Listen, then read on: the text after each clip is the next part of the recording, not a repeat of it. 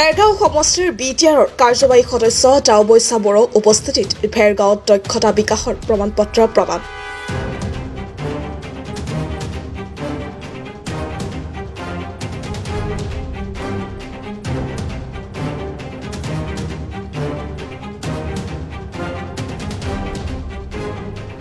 ভাৰত চৰকাৰৰ গাঁও পঞ্চায়ত ক্ষুদ্ৰ উদ্যোগৰ কাৰ্যক্ৰম অধীনত ওদালগুৰি জিলাৰ ফেৰগাঁও উন্নয়ন খণ্ড অন্তৰ্গত নিবনুৱা ছাত্ৰ-ছাত্ৰীৰ লগতে অন্যান্য পিছপৰা শ্ৰেণীৰ যুৱক যুৱতীক স্বাৱলম্বী কৰাৰ উদ্দেশ্যেৰে 10 দিনীয়া হাঁহ কুকুৰা প্ৰশিক্ষণ আৰু কৰ্তব্য চৰ্চাৰ লগতে বিভিন্ন দক্ষতা বিকাশ শিক্ষা দিয়া হৈছিল।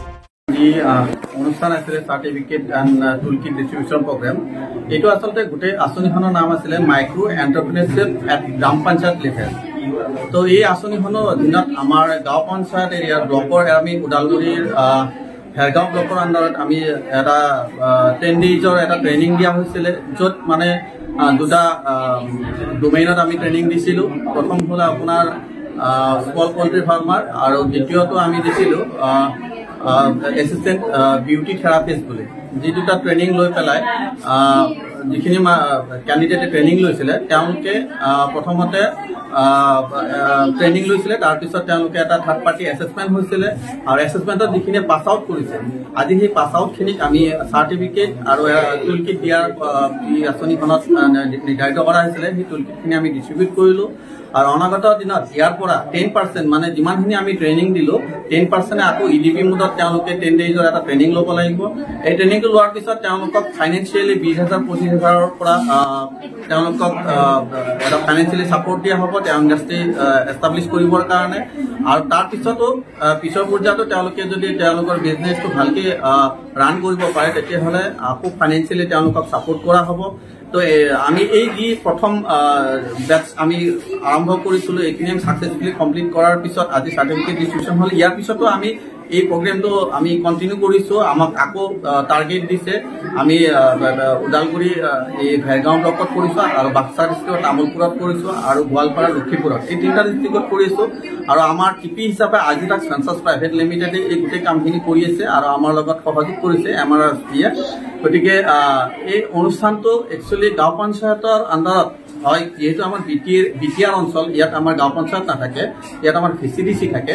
তো এই VCDCৰ আণ্ডাৰত আমি যিখিনি লোকেল আনএমপ্লয়ড ইউথ আছে তেওঁলোকক আমি ট্ৰেইনিংখিনি দিলোঁ। ট্ৰেইনিংখিনি দিয়াৰ পিছত তেওঁলোকে নিজকে ছেল্ফ এমপ্লয়ড কৰিবৰ কাৰণে তেওঁলোকে এটা সুবিধা পাব আৰু ফাইনেন্সিয়েলি ছাপৰ্ট পাব আৰু ভৱিষ্যতে তেওঁলোকে স্বাৱলম্বী হৈ নিজকে আগুৱাই নিবলৈ সক্ষম হ'ব। আৰু আমি আশা ৰাখিছোঁ আজি ট্ৰেইনিং লৈ যোৱা যিখিনি কেণ্ডিডেট আছে, যিখিনি ট্ৰেইনি আছিলে, তেওঁলোকে নিজকে এষ্টাব্লিছ কৰিবলৈ সক্ষম হ'ব।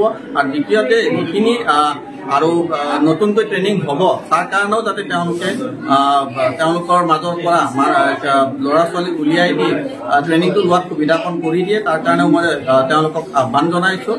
গুৱাহাটীৰ আৰ্চিটাক্স ফেঞ্চাৰ্ছ বিভাগৰ সৈতে ওদালগুৰিৰ স্বেচ্ছাসেৱী সংগঠন MRDS NGOয়ে এই প্ৰশিক্ষণ দিয়ে। উক্ত বিষয়টোক উদ্দেশ্য কৰি মঙলবাৰে 11 বছৰৰ পৰা 4 বছৰলৈ ফেৰগাঁও সমষ্টিৰ বিটিআৰ কাৰ্যবাহী সদস্য ডাওবৈচা বড়োৰ উপস্থিত দক্ষতা বিকাশ প্ৰশিক্ষণলৈ উত্তীৰ্ণ হোৱা প্ৰায় 155জন ছাত্ৰ-ছাত্ৰীসকলক প্ৰমাণপত্ৰ প্ৰদান কৰে। বিভিন্ন শ্ৰেণীৰ মানুহক বিভিন্ন ট্ৰেইনিং ইয়াত কৰাৰ কাৰণে ভাৰত চৰকাৰে ব্যৱস্থা লৈছে। আৰু কেইদিনমান আগত আমাৰ স্কিল ইণ্ডিয়াৰ যোগেদি NSTC NGOয়ে ইয়াত 10 দিনীয়া ট্ৰেইনিং দিছিল। বিউটি পাৰ্লাৰ আৰু আমাৰ পল্ট্ৰি ফাৰ্মৰ কাৰণে ট্ৰেইনিং দিছিলে। আৰু ট্ৰেইনিছসকলে আজি ইয়াত এটা পৰীক্ষা দিলে।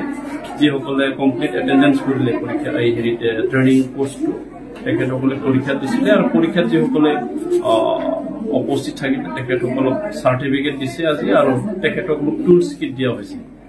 যুৱক যুৱতীৰ কৰ্মজীৱন আগবাঢ়ি যাওক বুলি বিটিআৰ সদস্য ডাওবৈচা বড়োৱে সকলো প্ৰশিক্ষকসকলক শুভেচ্ছা জ্ঞাপন কৰাৰ লগতে এই প্ৰমাণপত্ৰৰ যোগেদি কিছু ক্ষুদ্ৰ ব্যৱসায় কৰাৰ বাবে বিটিআৰ চৰকাৰ ফালেদি সহায় প্ৰদান কৰা হ'ব বুলি মন্তব্য কৰে। ইয়াৰ ভিতৰত ট্ৰেইনিছসকলে যদি বিজনেছ ষ্টাৰ্ট কৰিবৰ কাৰণে ইচ্ছা প্ৰকাশ কৰে তেখেতসকলক আকৌ ফাইনেন্সিয়েল ছাপৰ্ট দিয়াৰ কাৰণে গভৰ্ণমেণ্টৰ পৰা এনাউন্স কৰিছে। গতিকে মই ভেৰগাঁও সমষ্টিৰ এজন জনপ্ৰতিনিধি হিচাপে যথেষ্ট মই আনন্দিত হৈছোঁ। ভাৰত চৰকাৰক মই ধন্যবাদ যাচিছোঁ আৰু NSCC NGO ইয়াত আহি পেলাই আমাৰ যুৱক যুৱতীসকলক ট্ৰেইনিং কৰালে এইটোৰ কাৰণে মই তেখেতসকলক ধন্যবাদ যাচিছোঁ আমাৰ গাঁও অঞ্চলত বহুত যুৱক যুৱতী আছে যিসকলে আধাতে স্কুল কলেজ এৰি পেলাই ঘৰত এনে বহি থাকে তেখেতসকলৰ ইনফৰমেশ্যনো নাথাকে আৰু তেখেতসকলৰ স্কিল ট্ৰেইনিঙো নাথাকে তেখেতসকলে কি কৰি নিজৰ জীৱন চলাই যাব তাৰ কোনো পৰিকল্পনা নাথাকে তাৰ কাৰণে এনেকুৱা ট্ৰেইনিং বিলাক বহুত প্ৰয়োজন হয় আৰু আগন্তুক দিনত তেওঁলোকৰ দ্বাৰা বিভিন্ন ট্ৰেইনিং ইয়াত অনুষ্ঠিত কৰিবৰ কাৰণে ইতিমধ্যে সিদ্ধান্ত লৈছে আৰু মোৰ তৰফৰ পৰা সেই ট্ৰেইনিংখিনিত যিমানখিনি পাৰোঁ মই ছাপোৰ্ট কৰিম আৰু আমাৰ এই ভেৰগাঁও ব্লকৰ অধীনত থকা যুৱক যুৱতীসকলকো মই আহ্বান কৰিব বিচাৰিছোঁ ঘৰত এনে বহি থাকিব নালাগে নিজকে বেকাৰ বুলি ভাবিব নালাগে মাইণ্ডটো পজিটিভ লৈ পেলাই যিকোনো সৰু কাম হ'লেও সেই কামটো ভালকে মনোযোগ দি পেলাই যদি কৰে তেতিয়াহ'লে জীৱনত বহুত ছাকচেছ হয় তাতে উদালগুৰিৰ পৰা প্ৰকাশ বুঢ়াচকীৰ report the North East times